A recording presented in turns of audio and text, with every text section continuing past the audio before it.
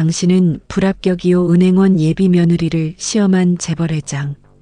찬바람이 서울의 거리를 핥히고 지나가는 늦은 오후, 도시 외곽의 한적한 곳에 자리 잡은 하나로 은행 지점의 자동문이 미동 없이 열렸다. 바람을 따라 들어온 것은 한 노인이었다. 김철수라는 가명을 쓴 이 남자는 사실 국내 최고의 재벌 기업인 한빛그룹의 장대호 회장이었다. 그는 오늘을 위해 평소의 카리스마와 위엄을 벗어 던졌다. 몸에 밴 최고급 수제. 양복 대신 빛이 바랄 대로 바랜 청바지와 군데군데 꿰매진 듯한 누더기 같은 작업복 위에 헌팅 자켓을 걸쳤다.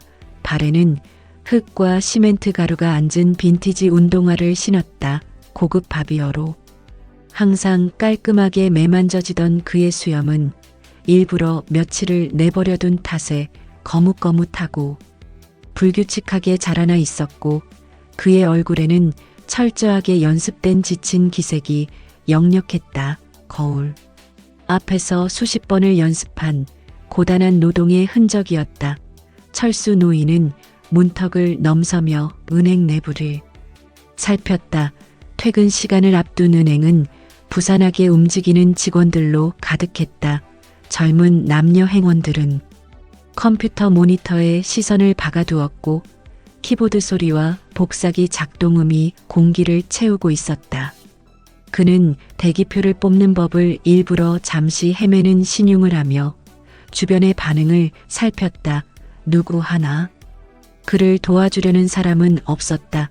마침내 번호표를 뽑아들고 플라스틱이 박힌 낡은 대기용 의자에 앉았다. 의자는 차가웠다.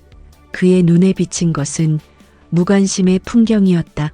한 젊은 여직원은 노인이 앉아있는 쪽 창구에 자리가 비어 있음에도 불구하고 서류 더미를 이리저리 정리하는 척하며 노인과 눈이 마주치는 것을 피했다. 다른 남직원은 노인이 기침을 하자 살짝 눈을 치켜떴다가 귀찮은 일이 생겼구나라는 표정으로 스마트폰을 들여다보았다. 그들의 시선에는 피로와 업무량에 대한 스트레스, 그리고 이런 분들은 설명해도 잘 모르시고 시간만 오래 걸려라는 선입견이 스며들어 있었다. 장 회장의 가슴 한구석에서는 작은 실망감이 피어올랐다. 그는 이미 아들 현우의 결혼 상대인 이지은이라는 여성에 대한 정보를 어렵지 않게 파악했고, 그녀의 미천한 배경에 대해 깊은 편견을 가지고 있었다. 오늘의 이 시험은 단순히 그 편견을 확인하고 보잘것없는 여자라는 낙인을 찍기 위한 하나의 과정에 불과하다고 생각했다. 그의 마음은 반은 이미 불합격 도장을 준비하고 있었다. 그때였다. 차갑게 얼어붙은 공기를 가르는 맑고 따뜻한 목소리가 들려왔다. 어르신, 여기 앉으세요. 저희 창구 쪽이 더 따뜻할 거예요. 오래 기다리시겠는데 제 자리에서 좀 쉬시면서 기다리실래요? 목소리의 주인은 젊은 여직원 이지은이었다. 그녀는 화려하거나 강렬한 인상이 아닌 맑고 단정한 얼굴에 지나친 화장이나 장신구 없이 깔끔하게 매만져진 이미지였다. 그녀는 노인을 자신의 업무 공간으로 안내했다.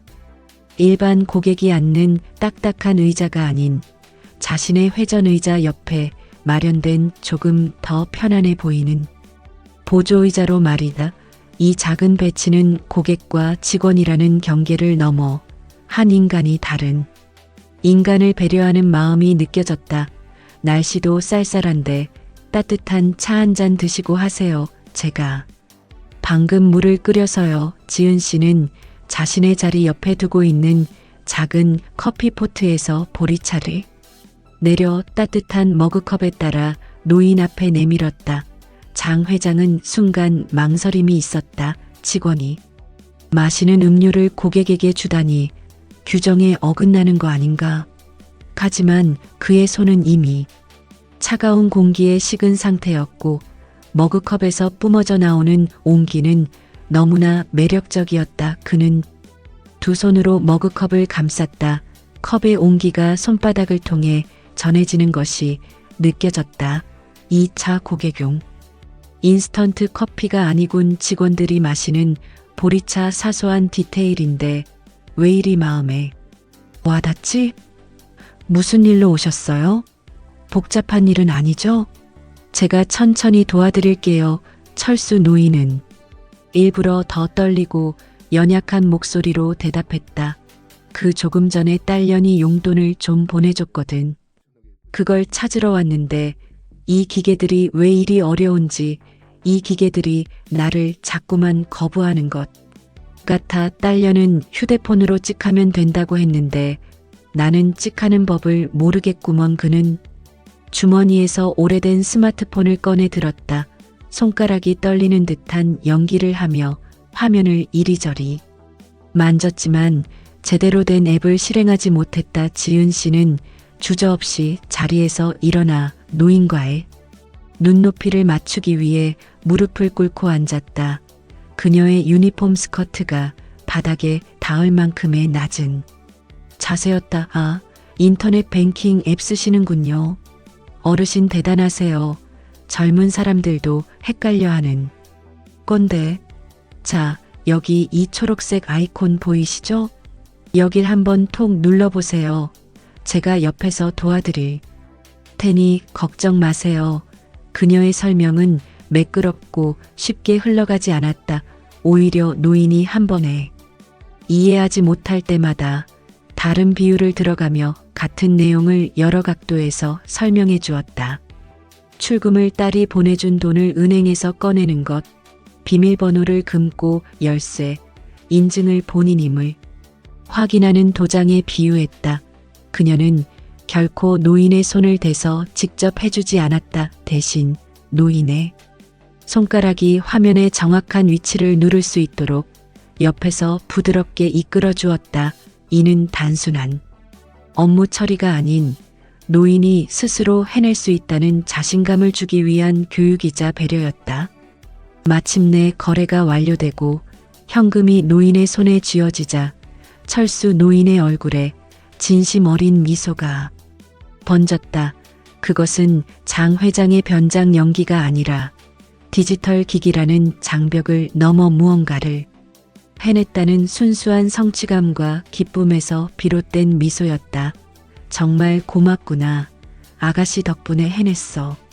내일 모레가 환갑인데 이런 것도 혼자 못해서 면이 안 선의 딸년한테 또 한 소리 들을 뻔했네. 에이, 무슨 말씀을요. 저희도 어르신들께 더 쉽게 설명해 드려야 하는데 늘 부족하죠. 다음에 또 어려우시면 저 불러주세요. 제 이름은 이지은이라고 합니다.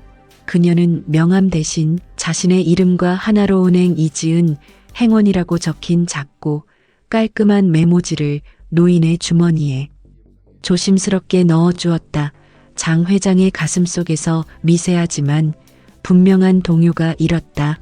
이 행동은 계산된 친절이 아니야. 김철수라는 이 초라한 노인에게는 아무런 이득도 평가도 돌아오지 않아. 그럼에도 그녀는 진심으로 상대를 하나의 인격체로 존중하고 있어. 그의 마음에 자리 잡고 있던 불합격 도장에 첫 번째 금이 가기 시작했다. 그날 저녁 한빛그룹 회장의 호화로운 저택 천정에 걸린 커다란 샹들리에의 따뜻한 빛이 대리석 바닥을 반짝이게 하고 긴 식탁 위에는 정성스럽게 차려진 요리가 놓여 있었다. 장대호 회장은 식탁에 앉아 정반대 쪽에 앉은 아들 현우를 바라보았다. 장현우는 낮에 김철수 노인으로 위장했던 아버지의 모습과는 완전히 다른 흐트러짐 없는 핸섬한 얼굴과 당당한 풍채를 가진 청년이었다. 그는 아버지로부터 물려받은 날카로운 사업 수완과 일찍 세상을 떠난 어머니로부터 물려받은 따뜻한 눈빛을 동시에 가지고 있어 한빛그룹의 차기 리더로서 주목받고 있었다. 아버지 지은이를 만난 지도 1년이 넘었어요. 이제 서로에 대한 믿음도 단단해졌고 이번 주말에 지은이를 정식으로 댁에 모시고 인사드린 후 저희 결혼 이야기를 본격적으로 해보려고요. 현우의 자신감 넘치는 목소리에 장 회장은 포크를 조용히 내려놓았다. 포크가 접시에 닿는 쨍그랑 소리가 넓은 식당의 정적을 깨뜨렸다. 결혼이라니, 현우야. 내가 가볍게 만나는 연애 상대를 말하는 게 아니지 않니? 장 회장의 목소리는 낮고 차분했지만 그 안에는 절대 흔들리지 않는 권위가 서려 있었다. 내 결혼은 단순히 한 가정을 이루는 문제가 아니야. 그것은 곧 한빛그룹 3만 명 직원의 미래와 우리 가문의 명운을 결정지을 중대사다. 알고 있습니다. 아버지. 하지만 지은이는 그런 세속적인 조건을 초월하는 사람입니다. 그녀를 만나고 나서 저야말로 진정한 가치란 무엇인지 배우고 있어요. 조건? 장 회장의 눈썹이 살짝 올라갔다. 그가 내뱉은 한마디는 공기 중의 온도를 급강화시켰다. 그 여자, 집안이 어떤가? 부모님은 뭐 하시는데? 내가 그 여자를 만난 이후 나는 일부러 묻지도 않았지만 내가 그 집안 어른들과의 교리를 한 번도 언급한 적이 없지 않나? 현우는 깊은 숨을 들이마셨다. 그가 가장 두려워하던 순간이었다. 지은의 과거는 아버지의 편견에 기름을 붓는 격이 될 것임을 잘 알고 있었다. 지은이는 어렸을 때 부모님을 불의의 교통사고로 여의고 외할머니 손에서 자랐어요. 그 할머니께서도 몇 년 전에 돌아가셨고요. 지금은 혼자서 남의 힘에 기대기보다 자신의 두 발로 서서 정말 씩씩하고 당당하게 자기 인생을 책임지며 살고 있습니다. 무슨 말이냐? 구하라는 소리냐? 장 회장의 얼굴이 순식간에 굳어졌다. 그의 눈에는 실망과 분노가 스쳤다. 현우야, 너는 우리 집안이 어떤 위치에 있는지 모르는 거냐? 내 배우자는 단순한 아내가 아니라 우리 가문의 체면과 수많은 사회적 책임을 함께 짊어질 안주인이야. 그런 배경의 여자와 어떻게 결혼을 하겠다는 거냐? 그녀의 등 뒤에 든든한 버팀목이 없다는 것은 내가 미래에 어려움에 처했을 때 아무런 지원도 조언도 받을 수 없다는 뜻이다. 그것은 개인의 문제를 넘어 그룹 전체의 리스크가 되는 거야. 현우는 자리에서 몸을 살짝 일으키며 강하게 반발했다. 아버지, 사람이 정말 그런 배경으로 평가받아야 합니까? 지은이는 제가 만난 사람 중 가장 마음이 따뜻하고 진실되며 어떤 역경에도 굴하지 않는 강인함을 가진 사람이에요. 오히려 제가 지은이에게서 배우는 것이 더 많습니다. 그런 사람이 어떻게 아버지가 말씀하신 리스크가 될 수 있습니까? 따뜻하다? 진실되다? 현우야, 그건 내가 사랑에 빠져서 보는 일시적인 환상일 뿐이다. 결혼은 로맨스와 감정만으로 유지되는 것이 아니야. 그것은 현실이고 책임이고 동반자 관계다. 장 회장은 단호하게 식탁을 박차고 일어섰다. 나는 내가 그 여자를 만나는 것에 대해 절대 반대한다. 당장 그 만남을 정리해 다음 주에 내가 주선하는 우리와 어울리는 집안의 규수를 소개해 주마. 이 이야기는 여기서 끝내자. 더 이상의 토론은 받아들이지 않겠다. 장 회장은 자리를 떠나 서재로 향하는 계단을 올라갔다. 현우는 아버지의 완고한 뒷모습을 보며 무거운 한숨을 내쉬었다. 그는 아버지의 고집을 꺾기가 얼마나 어려운지 잘 알고 있었다. 하지만 그는 알지 못했다. 오늘 김철수 노인을 대하는 지은의 따뜻한 모습을 직접 목격한 장 회장의 마음속에는 이미 미세한 균열이 생기기 시작했다는 사실을 그는 아들에게 단호한 최후 통첩을 내렸지만 정작 그의 머릿속을 맴도는 것은 낮에 본 이지은의 배려로 가득 찬 맑은 미소와 그녀가 건넨 보리차의 온기였다. 서재에 짙은 마호가니 책상 앞에 홀로 앉아 장 회장은 깊은 생각에 잠겼다. 그는 서랍을 열어 가장 깊숙한 곳에 보관해 두었던 표지가 벗겨져 색이 바랜 옛날 앨범 한 권을 꺼내 들었다. 앨범을 펼치자 30여 년 전의 기억을 고스란히 간직한 흑백 사진 한 장이 그의 시선을 사로잡았다. 사진 속 소녀는 가난한 환경이 여실히 드러나는 낡은 옷을 입고 있었지만 그 누구보다 맑고 명랑하게 웃고 있었다. 그녀의 이름은 순이었다. 젊은 시절의 장대호는 명문대에 다니는 재벌 2세였고 순이는 그의 대학 근처 작은 약국의 딸이었다. 그들의 사랑은 신분과 계층을 초월한 순수한 마음에서 시작되었다. 하지만 대호의 집안, 당시 이미 중소기업을 일구어가던 사업가 집안은 이 연애를 극렬히 반대했다. 그런 보잘것없는 집안의 딸을 왜 데려와? 내 앞날을 생각해봐. 너는 이 회사를 물려받아 더 큰 그림을 그려야 할 사람이야. 그런 여자가 내 옆에 서면 사회적 구설수는 물론이고 내 사업에도 지장을 줄 거야. 그의 아버지는 고함을 치며 반대했다. 결국 집안의 압박과 미래에 대한 막연한 두려움에 사로잡힌 대호는 순이를 만나 솔직하게 털어놓았다. 그는 순이의 두 손을 꼭 잡고 눈물을 흘리며 말했다. 순아, 우리 도망가자. 아무도 모르는 곳으로 우리 둘만의 세상을 만들자.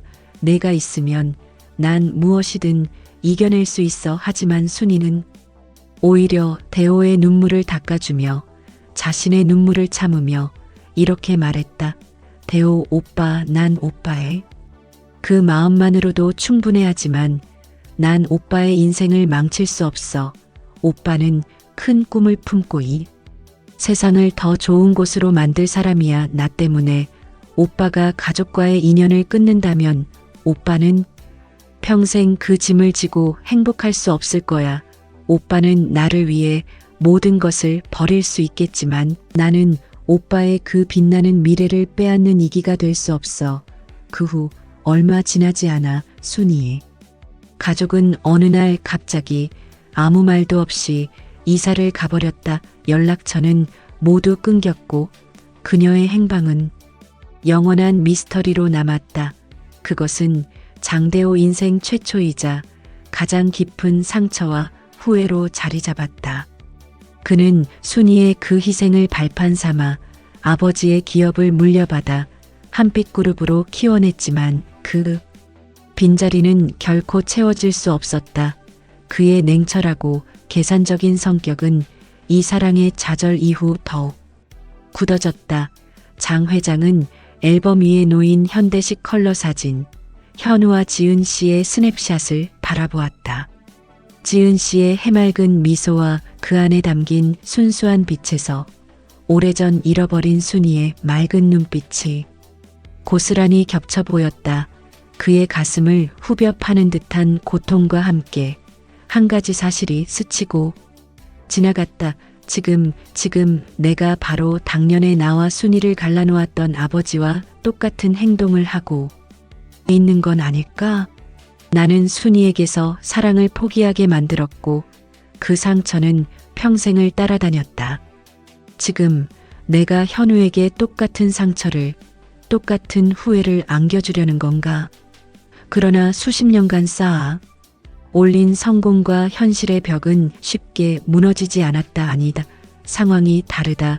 현우는 나보다 더 큰 기업과 그 무게를 짊어져야 한다.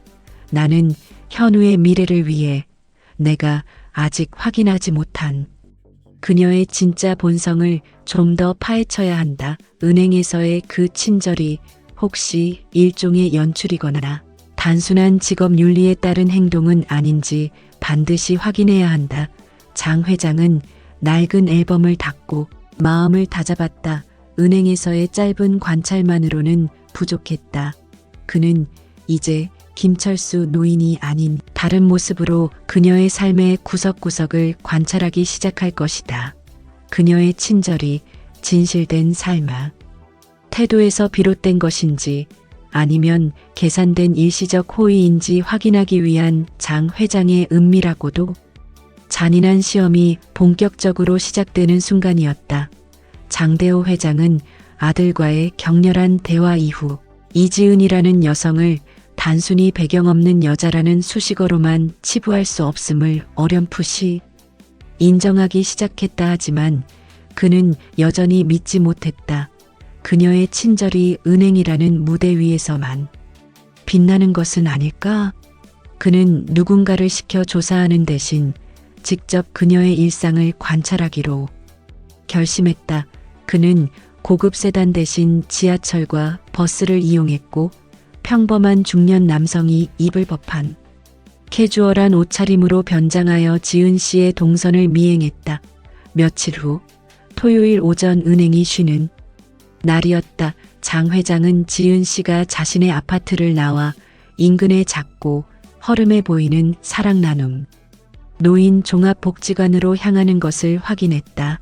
그는 복지관 맞은편 작은 분식점에 자리를 잡고 커피 한 잔을 시키며 창 너머로 그녀의 움직임을 관찰했다. 지은 씨는 화장기 하나 없이 수수한 얼굴에 몸에 달라붙지 않는 편안한 티셔츠와 운동복 바지를 입고 있었다. 복지관에 들어선 그녀는 익숙하게 직원들과 인사를 나누며 주방으로 향했고 앞치마를 두르고는 거동이 불편한 노인들을 위한 점심 배식 준비를 능숙하게 시작했다. 그녀는 이곳에서 이지은 봉사자로 통하고 있었고 그녀의 행동은 은행에서의 공손함보다 훨씬 더 자연스럽고 친근했다. 식사 시간이 시작되자 그녀는 젓가락을 제대로 잡지 못해 음식을 자꾸 흘리는 한 할머니 옆에 조용히 앉았다. 그녀는 할머니의 손을 자신의 손으로 살며시 감싸 젓가락질을 도와드리면서도 할머니, 오늘 반찬 중에 단무지가 참 아삭아삭하네요. 제가 좋아하는 거랑 똑같아요 라며 자연스러운 대화를 이어갔다. 그녀의 표정에는 단 한 점의 지루함이나 의무감도 없었다. 오히려 그 자리에서 노인들과 시간을 보내는 것 자체를 진심으로 즐기고 있는 것처럼 보였다. 가장 인상 깊었던 장면은 한 노인이 지은 씨에게 다가와 손때가 묻은 통장을 내밀며 아가씨, 내가 다른 은행에 돈이 좀 있거든. 거기 직원이 이걸로 뭘 좀 투자하면 이자가 더 많이 붙는다고 하던데 이게 맞는 건가? 믿어도 되는 거야? 라고 속삭이듯 물었을 때였다. 지은 씨는 미소를 잃지 않고 단호하면서도 부드럽게 답했다. 어르신, 제가 지금 여기서는 은행원이 아니라 봉사자 이지은이에요. 그래서 은행원처럼 이게 좋다, 저게 좋다 하고 조언을 해드릴 수는 없어요.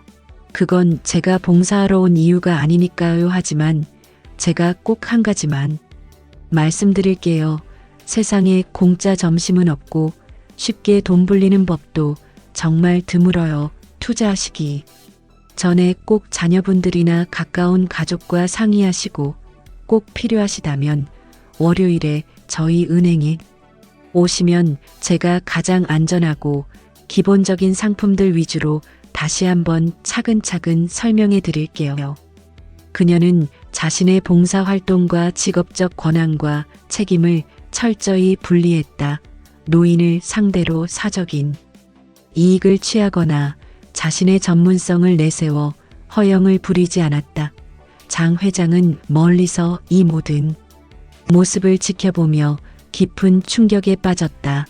그의 마음속에 굳게 닫혀있던 철문이 서서히 녹아내리는 듯했다. 저 아이는 정말 남다르구나. 배경 없이 혼자서 자라면서도 어떻게 저런 맑고 단단한 인품을 가질 수 있었을까? 그녀의 친절은 직업 윤리가 아닌 삶 그 자체의 방식이구나. 며칠 후 장 회장은 자신의 차를 몰아 지은 씨가 근무하는 은행 앞을 지나고 있었다.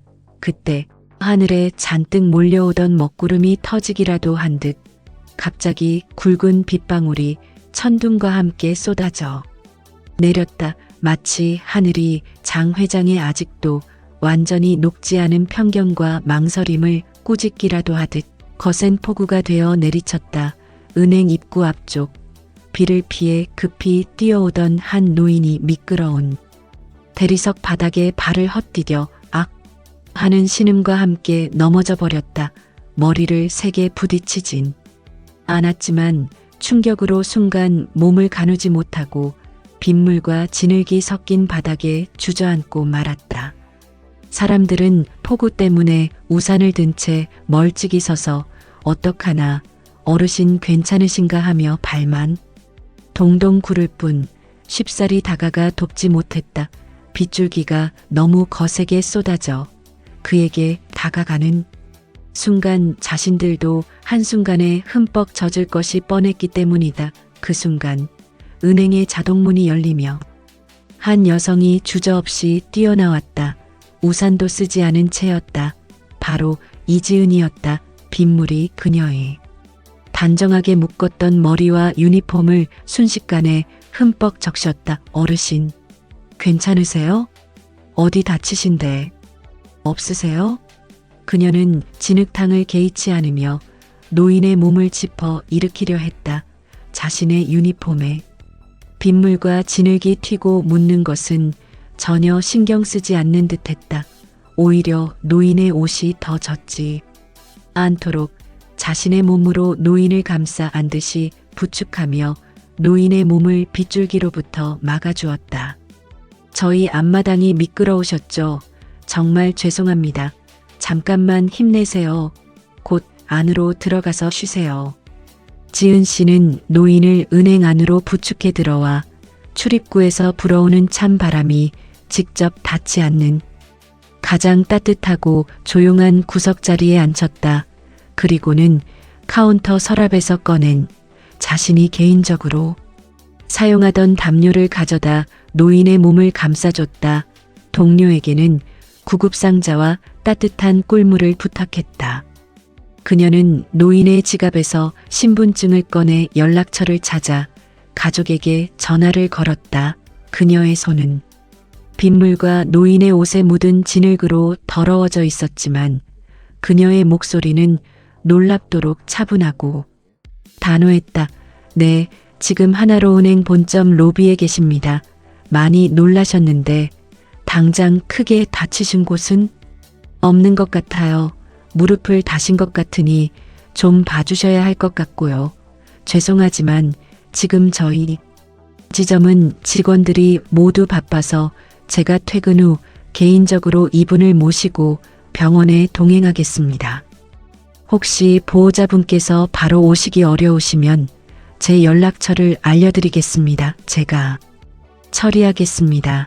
차창 너머로 이 모든 과정을 지켜본 장 회장의 가슴은 격하게 뛰었다. 그의 눈에는 폭우에 흠뻑 젖은 채 하얀 유니폼에 진흙이 뚜렷이 묻은 지은 씨의 모습이 30년 전 그를 위해 자신의 모든 것을 희생했던 첫사랑 순이의 모습과 완벽하게 겹쳐 보였다. 순이 역시 남을 위해, 특히 약자를 위해 자신의 이익을 계산하지 않고 먼저 손을 내밀던 사람이었다. 저 행동 결코 연출일 수 없어. 저건 아무도 보지 않는 카메라도 없는 곳에서 튀어나온 진짜 마음이야. 저런 진실된 용기와 이타심은 돈으로 살 수도 교육으로 강요할 수도 없는 타고난 선한 본성이구나.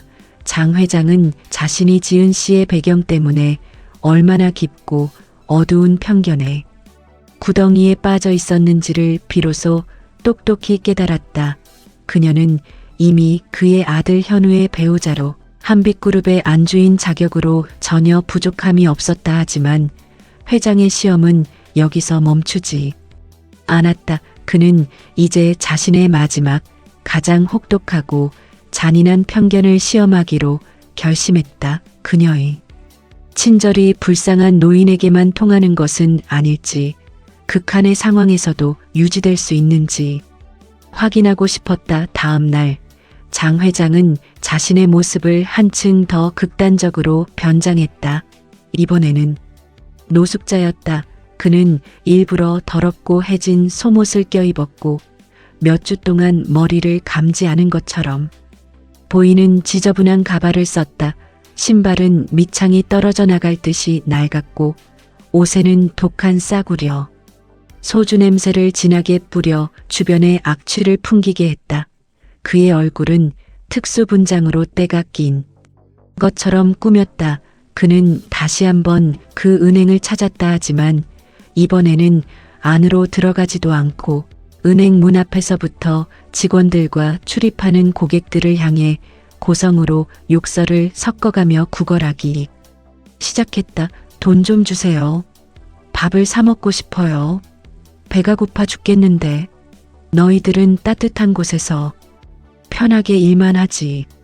은행의 조용하고 차분한 분위기는 순식간에 싸늘하게 얼어붙었다. 고객들은 불쾌한 표정으로 그를 피했고 직원들 사이에서도 불안한 웅성거림이 일었다. 저리 가세요. 여기는 금융기관입니다. 고객님들께 불편을 끼칩니다. 한 남성 직원이 냉랭하고 딱딱한 목소리로 경고했다. 아, 진짜 아침부터 영업에 방해되게. 경비 아저씨, 이분 좀 저리로 데려가 주세요. 다른 젊은 여직원은 짜증 섞인 목소리로 중얼거리며 노인을 외면했다. 그때의 소란을 듣고 로비를 살피던 지은 씨가 그를 발견했다. 노숙자로 변장한 장 회장의 모습은 전날에 김철수 노인과는 비교도 안 될 만큼 불쾌하고 위협적으로 보였다 하지만 그녀는 전날 폭우 속에서처럼 망설이지 않았다. 그녀는 곧장 달려와 노인과 직원들 사이에 자신의 몸을 끼워 넣었다. 어르신, 잠깐만요. 이쪽으로 오시죠. 여기서는 좀 시끄러우실 거예요. 그녀는 노인에게 다가왔지만 폭우 속에서처럼 신체적으로 직접 부축하기보다는 상대방의 심리적 안전거리를 존중하는 방식으로 접근했다. 너무 가까이 다가가지도 너무 멀리 떨어지지도 않는 적절한 거리를 유지했다. 어르신, 죄송하지만 저희 은행 안에서는 돈을 구걸하는 행위가 원칙적으로 어렵습니다. 다른 고객님들께 불편을 드리고 경찰에 신고가 들어올 수도 있거든요. 하지만 제가 지금 점심 도시락을 시켰는데 혹시 괜찮으시다면 은행 밖 저쪽 벤치에서 저와 같이 드실래요? 그리고 혹시 계좌는 있으세요? 있으시면 제가 편하게 돈 찾는 방법 알려드릴게요. 제 돈을 주는 것보다 어르신이 스스로 찾아 쓰시는 게 더 좋지 않을까요? 그녀는 철수 노인을 건물 모퉁이, 일반 고객의 시선에서 벗어나지만 따뜻한 볕이 드는 구석진 벤치로 안내했다. 그녀는 일반 고객에게는 절대 제공하지 않는 자신이 마시려고 개인적으로 준비한 고급 원두 커피를 따뜻하게 타서 종이컵에 담아 노인의 손에 쥐어주었다. 어르신, 제가 어제도 보긴 했어요. 구석에서 한참을 서 계셨던 거 혹시 노숙 생활을 하시는 중이시라도 은행 서비스를 이용하실 권리는 누구에게나 있습니다. 불편하시다면 저 불러주세요. 그리고는 며칠 전 철수 노인에게 그랬던 것처럼 노인들이 키오스크와 ATM을 쉽게 사용할 수 있도록 큰 글씨와 그림으로 정리한 안내 카드를 한 장 프린트해 와서 건넸다. 어르신, 제가 사용법을 큰 글씨로 또 적어봤어요. 이 카드만 있으면 저 없이도 언제든 돈을 찾으실 수 있어요. 그리고 이쪽에 구청복지센터 연락처도 적어뒀어요. 제가 알아본 바로는 여기 가시면 따뜻한 잠자리와 식사를 꼭 제공받을 수 있다고 해요. 혹시 가보셨나요? 장 회장은 그 카드를 받아들고 자신의 가슴이 뜨거워지며 벅차오르는 것을 느꼈다. 그녀는 단순히 선을 베푸는 것을 넘어 상대방을 존엄한 인격체로 대우하고 있었다.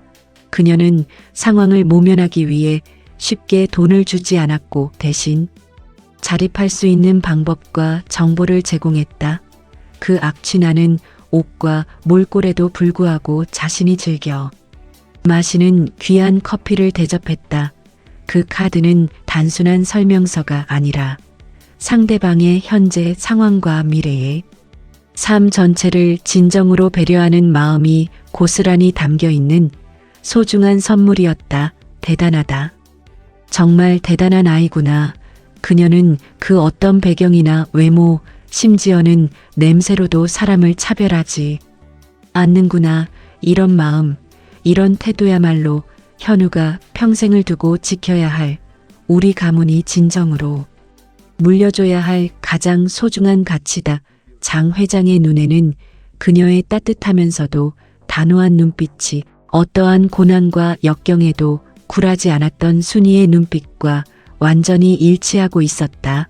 그의 마음속에 마지막으로 남아있던 편견의 벽이 완전히 그리고 영원히 무너져 내리는 순간이었다. 노숙자 변장까지 감행하며 지은 씨의 인성을 확인한 장 회장은 그녀가 도덕적 흠결이 없는 인물임을 확신했다. 이제 남은 것은 그녀의 전문성과 청렴성이었다. 특히 금융권에서 일하는 사람에게 청렴성은 생명과도 같았다. 그는 자신의 자리로 돌아와 평소의 모습, 즉 최고급 수제 정장을 차려입고 위험 있는 모습으로 다시 은행을 찾았다. 장 회장의 기품 있고 위험 있는 등장에 은행 직원들은 일제히 긴장하며 공손하게 인사했다.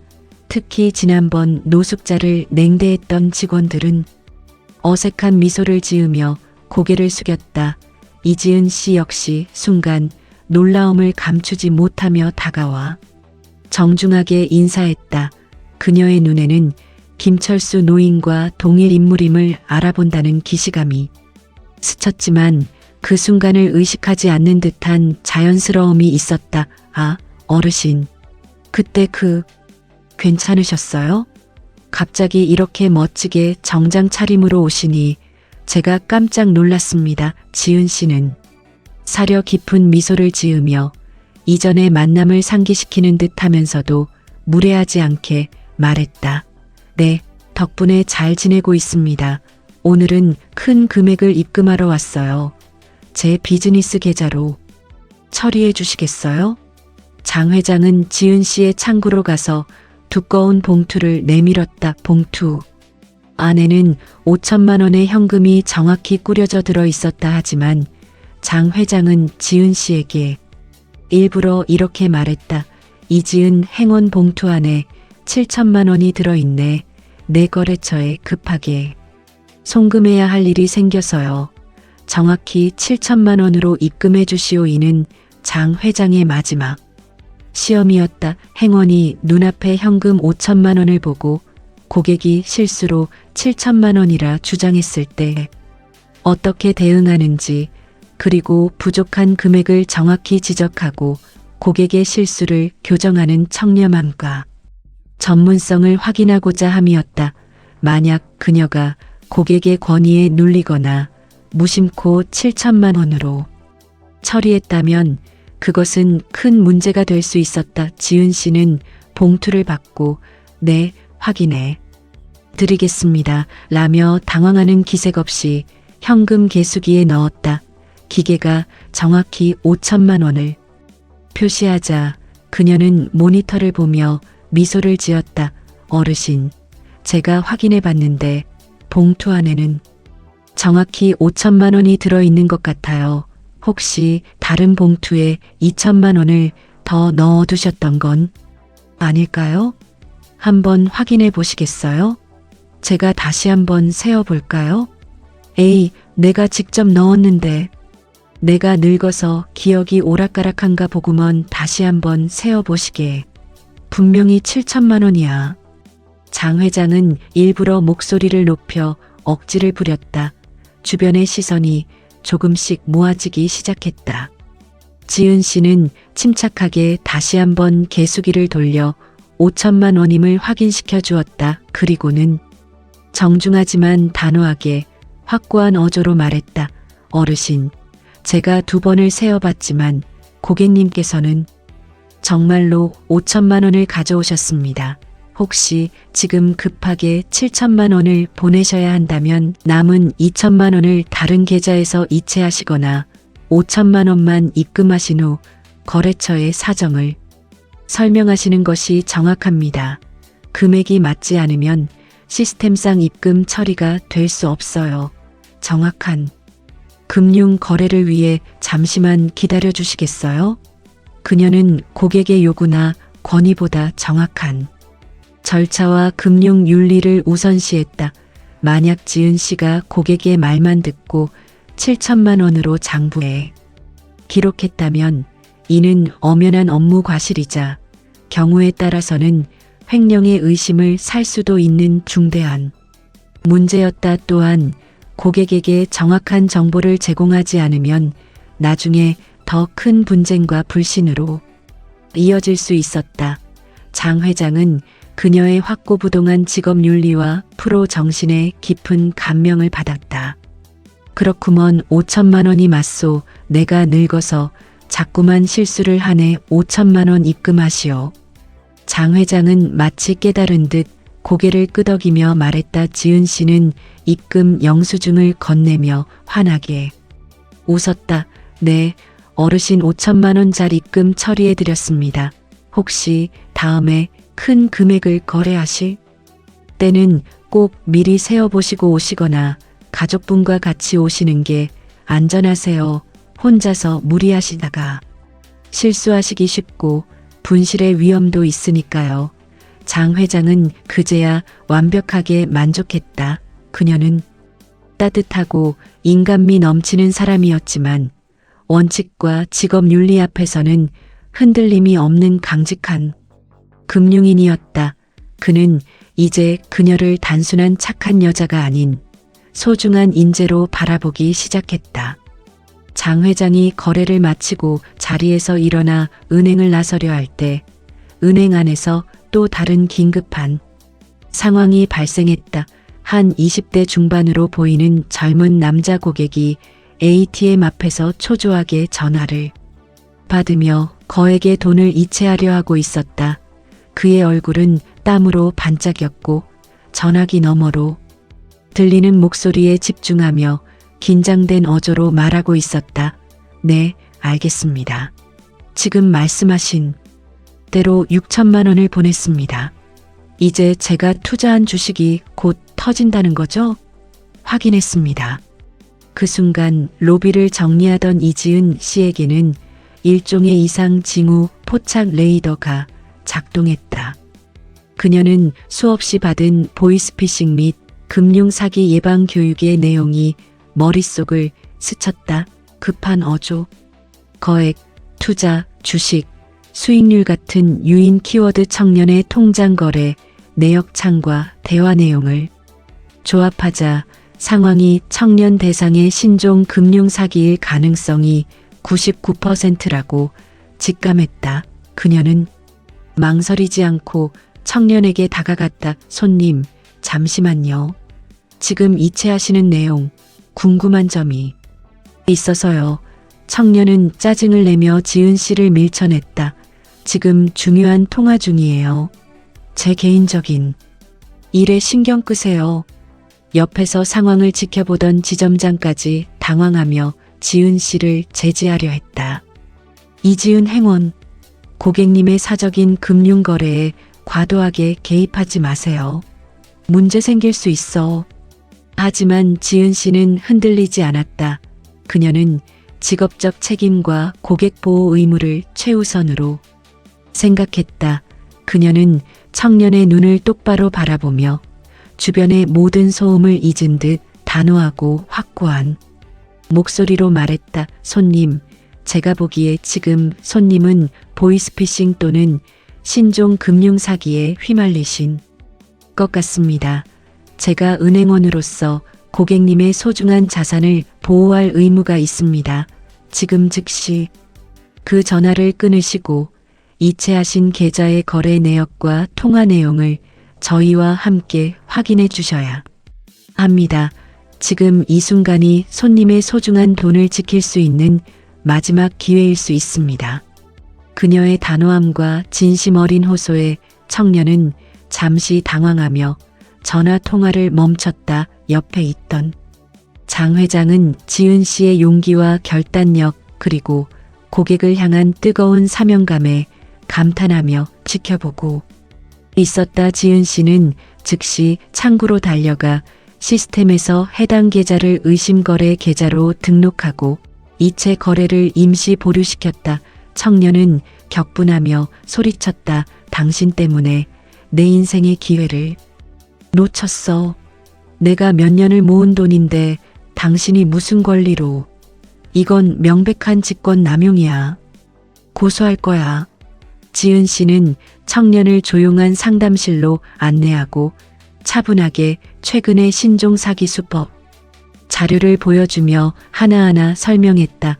그 과정에서 청년은 통화 내용을 다시 생각해보며 상대방이 주는 압박감과 비정상적인 대화 방식에 점차 의문을 품기 시작했다. 결국 그는 자신이 사기를 당할 뻔했음을 깨닫고 얼굴이 하얗게 질렸다. 그의 손은 떨리고 있었다. 지은 씨, 제가 정말 큰 실수를 할 뻔했습니다. 이 돈은 제가 대학 졸업하고 몇 년 동안 밤샘 아르바이트까지 하면서 모은 전 재산이었는데 정말 감사합니다. 살려주셨습니다. 이 모든 상황을 목격한 장 회장은 자리에서 박수를 치고 싶은 심정이었다. 지은 씨는 단지 친절하고 원칙적인 직원이 아니라 고객의 신뢰와 재산을 지키기 위해 두려움 없이 나서는 사명감과 뛰어난 금융 지식을 동시에 갖춘 진정한 의미의 프로페셔널이었다.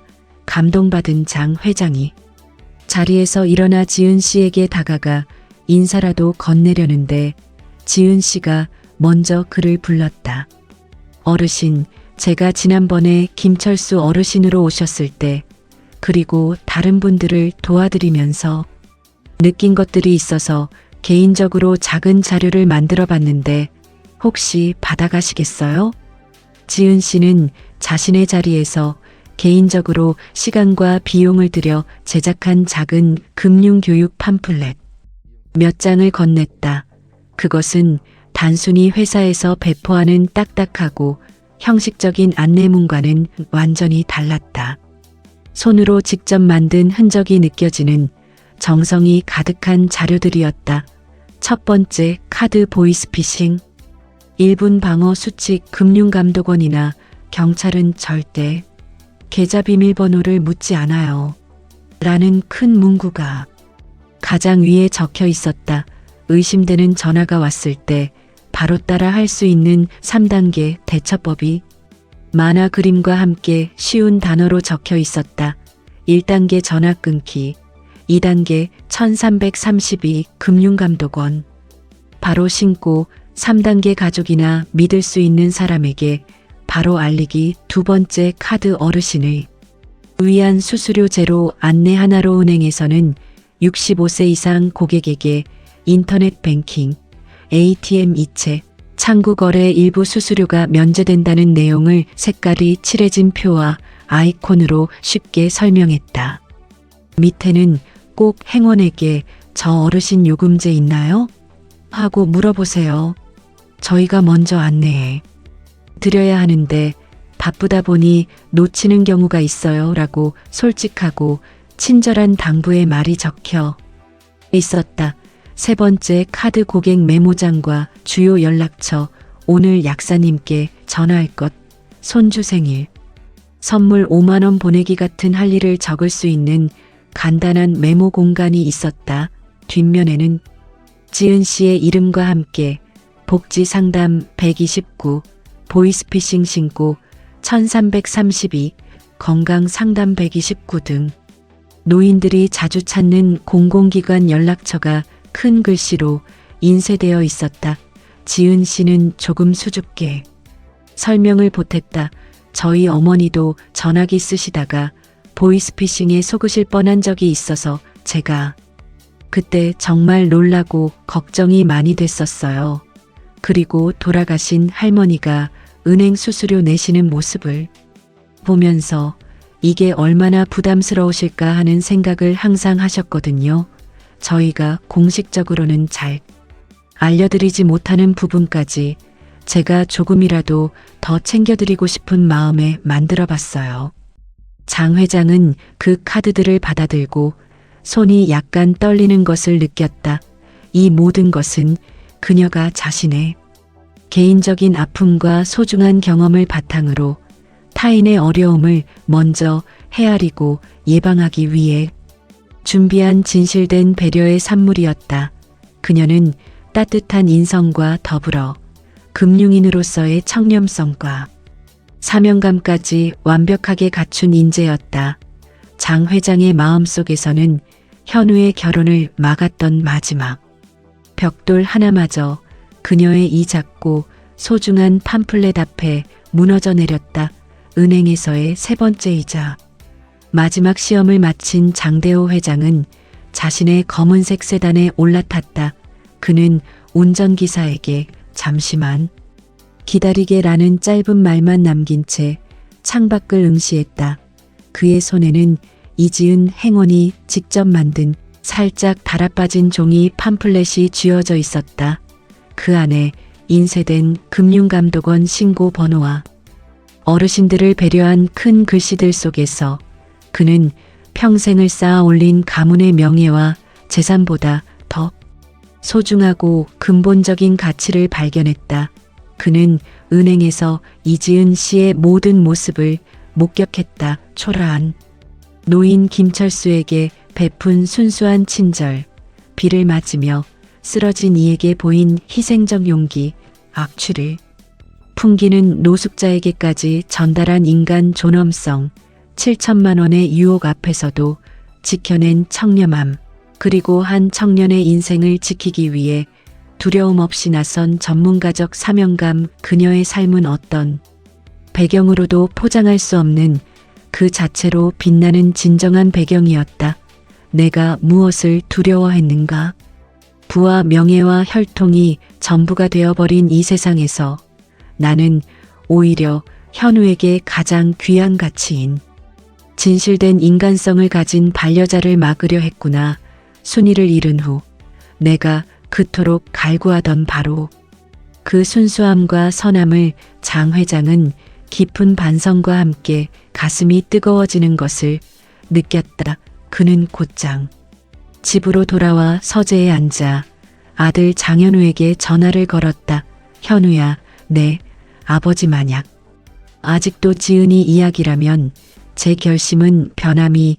현우의 목소리에는 여전히 반항과 단호한 결의가 섞여 있었다. 그는 아버지의 반대에도 지은 씨와의 관계를 포기할 생각이 전혀 없음을 밝히려 했다. 아니, 그녀를 내일 저녁 7시에 우리 집으로 데려오너라.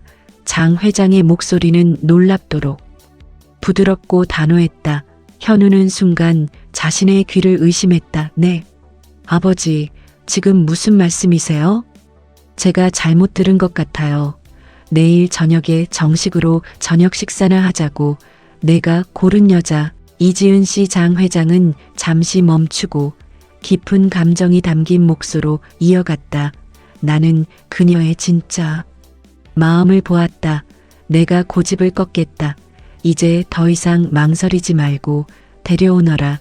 현우는 놀라움과 기쁨이 뒤섞여 한동안 아무 말도 잇지 못했다. 아버지, 정말이요? 고맙습니다. 정말로요. 제가 아버지께 지은이가 어떤 사람인지 꼭 증명해 보이겠다고 생각했어요. 어떻게 마음이 바뀌셨죠? 그건 다음에 이야기하지. 내일 잘 준비해 오게. 장 회장은 미소를 지으며 전화를 끊었다. 현우는 그날 밤 흥분과 기쁨으로 잠을 이루지 못했다. 그는 아버지의 갑작스러운 변화 뒤에 무언가 큰 일이 있었을 것이라고 짐작했지만 그 배경에 아버지가 어떤 혹독한 시험과 마음의 투쟁을 겪었는지까지는 상상조차 하지 못했다. 다음 날 저녁 이지은 씨는 장현우와 함께 장 회장의 웅장한 저택 앞에 도착했다. 평생 단 한 번도 상상해 보지 못했던 마치 호텔 같은 규모와 위엄을 가진 저택이었다. 대문을 들어서는 순간부터 느껴지는 위압감에 그녀의 심장은 빨리 뛰기 시작했다. 현우 씨, 나 너무 떨려서 발이 땅에 닿는지 모르겠어요. 제가 이런 곳에 어울리는 사람인지 모르겠어요. 혹시 어머님은 안 계세요? 지은 씨는 수줍게 물었다. 그녀는 최소한 현우의 어머니라도 계시면 조금은 편안할 수 있을 거라고 생각했다. 어머니는 내가 어릴 때 돌아가셨어. 아버지가 내게 어머니의 사랑까지 모두 주셨지. 하지만 오늘은 아버지 한 분만으로도 충분히 긴장되겠다. 현우는 지은 씨의 차가워진 손을 꼭 잡아주며 위로했다. 걱정 마, 내가 옆에 있을게. 그리고 아버지는 내가 생각하는 것만큼 차가운 분이 아니야. 어제 전화로 너를 초대하셨을 때 목소리가 평소와는 다르게 매우 부드러우셨다. 장 회장은 이미 식탁에 앉아 두 사람을 기다리고 있었다. 그의 모습은 위험 있었지만 어제의 전화처럼 얼굴에 평소의 날카로움보다는 깊은 생각에 잠긴 듯한 여유가 느껴졌다. 현우는 지은 씨를 정중하게 소개했다. 아버지, 이쪽이 제가 평생을 함께하고 싶은 사람 이지은 씨입니다. 지은 씨는 정갈한 한복이나 고급 원피스 대신 깔끔하고 단정한 느낌의 베이지색 블라우스와 검은색 슬랙스 차림이었다. 그녀는 떨리는 목소리로 정중하게 인사했다. 회장님, 안녕하십니까? 장현우 씨와 교제 중인 이지은입니다. 이렇게 귀한 자리에 초대해 주셔서 대단히 감사합니다. 장 회장은 지은 씨를 차가운 눈빛이 아닌 깊고 알 수 없는 미소를 띤 채 바라보았다. 지은 씨는 그 미소 속에서 미세한 익숙함과 편안함을 느꼈지만 그것이 어디서 비롯된 것인지는 전혀 알 수 없었다. 그녀는 단지 식사 내내 회장의 날카로운 질문들인 집안 배경에 대한 질문, 결혼 후 계획에 대한 질문, 한빛그룹의 며느리로서의 각오에 대한 질문 등을 받을 준비를 했다. 식사가 조용히 진행되는 동안 장 회장은 별다른 질문 없이 현우와 회사 사업 이야기, 경제 동향에 대해 가볍게 이야기를 나누었다. 지은 씨는 긴장된 채로 조용히 식사만 이어갔다. 그러나 그녀는 느꼈다.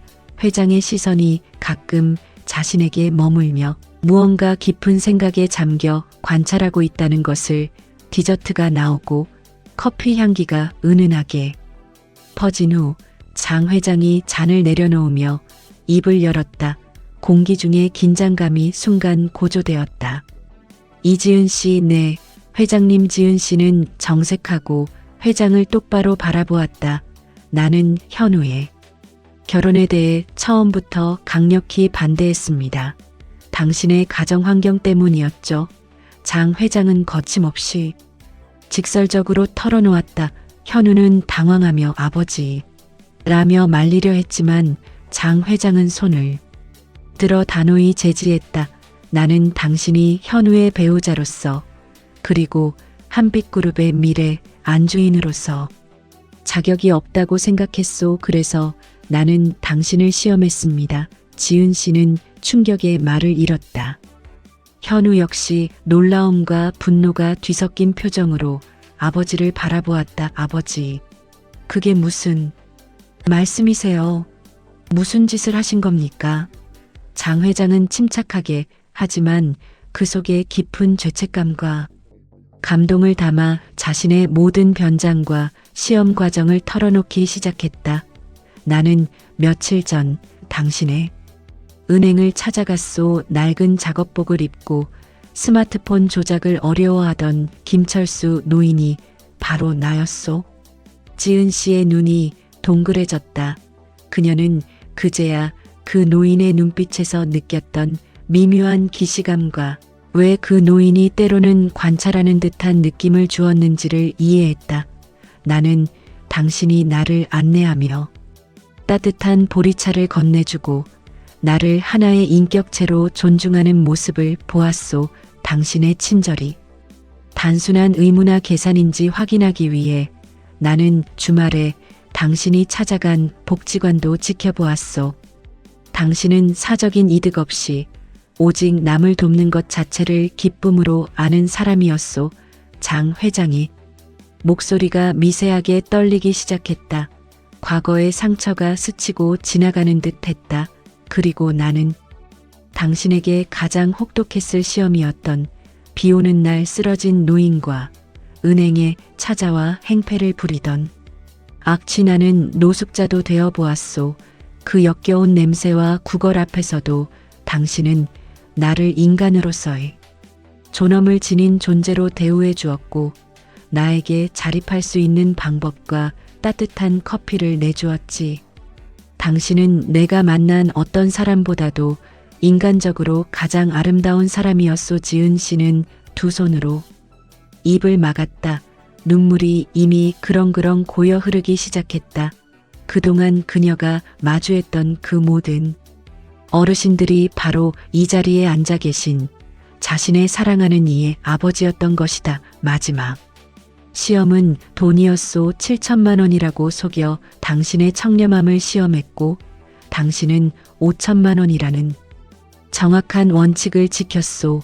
그리고 당신은 사기당할 뻔한 한 청년의 인생을 지점장의 반대에도 불구하고 지켜냈지. 나는 그 모든 과정을 지켜보며 깨달았소. 장 회장은 숨을 크게 들이마셨다. 그의 눈에도 이슬이 맺혔다.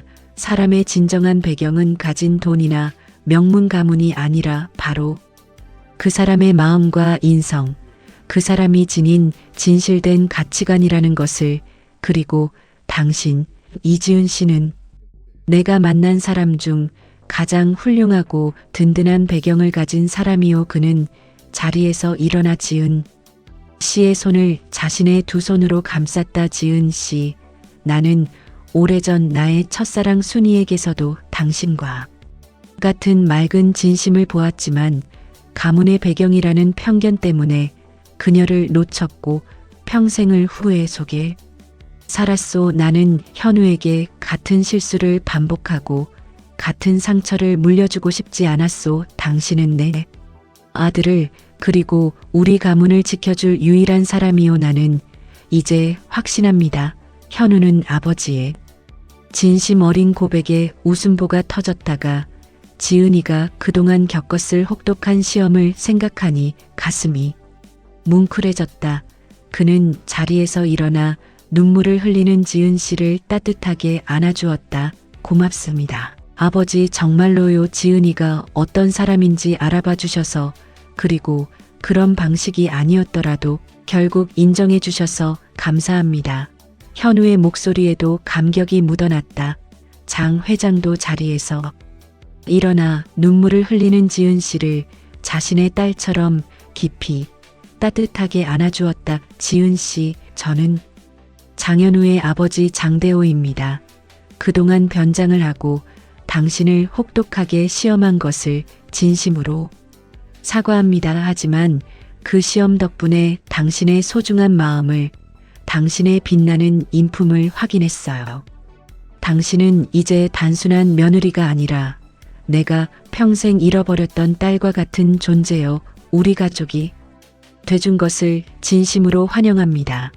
우리 딸 지은 씨는 감격에 겨워 눈물을 흘리며 떨리는 목소리로 대답했다. 회장님, 아니, 이제는 아버님이라고 불러도 될까요? 저를 이렇게 진심으로 받아주셔서 정말 감사합니다. 저는 현우 씨와 아버님께 그리고 이 가문에 조금도 부끄럽지 않은 사람이 되도록 언제나 올곧은 마음과 사랑으로 보답하겠습니다. 장 회장은 지은 씨 어깨를 토닥이며 이제는 완전히 부드러워진 미소를 지었다. 나는 이제 당신의 배경이 아닌 당신의 능력과 인품을 높이 삽니다. 이지은 씨, 우리 한빛그룹은 지금 저소득층 및 노인을 위한 금융교육재단 설립을 준비 중이오. 당신처럼 전문적이면서도 따뜻한 사명감을 가진 인재가 바로 이 사업을 이끌어 주었으면 합니다. 단순한 은행원이 아닌 수많은 사람들에게 희망과 지식을 전하는 더 큰 세상을 만드는 일을 함께 해봅시다. 이로써 이지은은 한 평범한 은행 행원에서 한빛그룹 금융교육재단의 핵심 인재이자 가문의 따뜻하고 든든한 안주인으로 발돋움하게 되었다. 모든 오해와 편견이 풀리고 배경과 조건을 뛰어넘는 진정한 사랑과 신뢰로 맺어진 새로운 가족이 탄생하는 감동의 순간이었다. 사랑하는 여러분, 안녕하세요. 사연책방입니다. 오늘 이 긴 이야기를 처음부터 끝까지 한순간도 놓치지 않고 함께 해주신 모든 분들께 진심으로 감사드립니다. 이 이야기는 단지 한 재벌 회장이 며느리를 감별하기 위한 드라마 같은 일화가 아니었으면 합니다. 이것은 우리 각자가 일상 속에서 얼마나 쉽게 겉모습과 조건이라는 선입견에 사로잡혀 상대방의 진짜 마음이라는 가장 소중한 본질을 놓치고 사는지 되돌아보게 하는 거울이었으면 합니다. 이지은이라는 평범한 은행원이 보여준 흙 묻은 작업복을 입은 노인에게나 악취나는 노숙자에게나 최고급 정장을 입은 회장에게나 변함없이 보여준 균일한 존중과 사명감이야말로 그 어떤 명문 대학 졸업장이나 화려한 가문의 배경보다 더 빛나고 든든한 인생의 자격증이었습니다. 우리는 살면서 수많은 시험을 치릅니다. 취업을 위한 시험, 승진을 위한 시험, 그리고 매일매일 마주하는 인간성의 시험을 말이죠. 여러분의 인생을 돌아보셨을 때 타인에게, 특히 나보다 약해 보이거나 배경이 빈약해 보이는 이들에게 얼마나 따뜻한 점수를 주셨나요?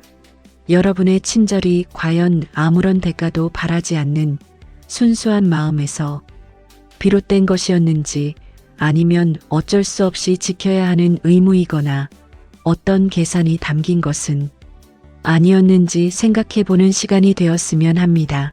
이지은 씨의 이야기는 우리에게 묻습니다. 당신은 오늘 진심으로 누군가를 도왔나요? 당신은 오늘 편견 없이 누군가를 바라봤나요? 우리 모두 서로에게 조금 더 따뜻한 시선을, 조금 더 넉넉한 이해를, 그리고 상대방의 진심을 볼 수 있는 용기와 여유를 가져보는 건 어떨까요?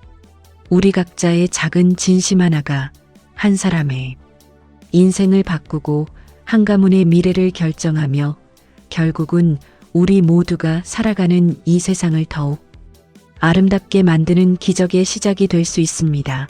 앞으로도 이런 감동적인 실화를 바탕으로 가족의 소중함과 삶의 지혜, 그리고 인간으로서 지녀야 할 소중한 가치들을 나누는 콘텐츠를 만들어 가겠습니다. 오늘도 바쁘고 지치게 지나치신 여러분의 하루에 작은 위로와 깊은 감동, 그리고 소중한 깨달음이 되었기를 진심으로 바랍니다. 늘 건강하시고 행복 가득한 하루 보내세요. 감사합니다.